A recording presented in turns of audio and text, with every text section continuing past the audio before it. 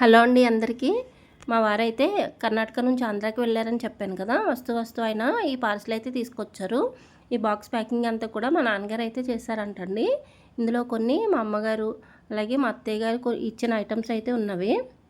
ఇక్కడైతే మా వారిని అడుగుతున్నాను నేను, ఏంటండి ఇన్ని ప్లాస్టర్స్ ఉన్నాయి, ఏమున్నాయి అంటే నువ్వే చూడు అని అంటున్నారు. ఈ డబ్బాలో వచ్చేసి జీనీ అండి.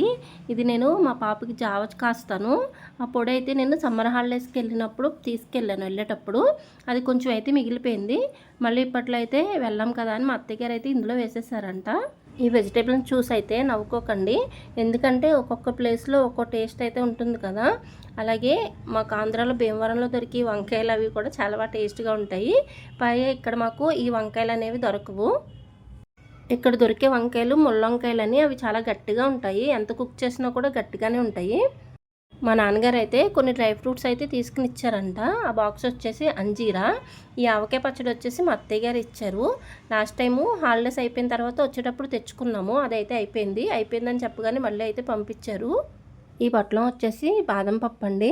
బాదం పప్పు దీంతోపాటు ఎండు ఖర్జూరం కూడా పంపించారు. ఈ మూడింటిని, అంజీరా, బాదం, ఖర్జూరం మూడింటిని కూడా నైట్ నానబెట్టి మా నాన్నగారు మార్నింగ్ టైము పిల్లలకి ఇమ్మంటారు. కానీ వీళ్ళైతే ఈ విధంగా తినరు. అందుకని నేను వీటిని పొడి చేసేసి జ్యూస్ కానీ లేదంటే పాలల్లో కానీ కలిపేసి ఇస్తాను. ఇది వచ్చేసి మామిడి తాండ్ర.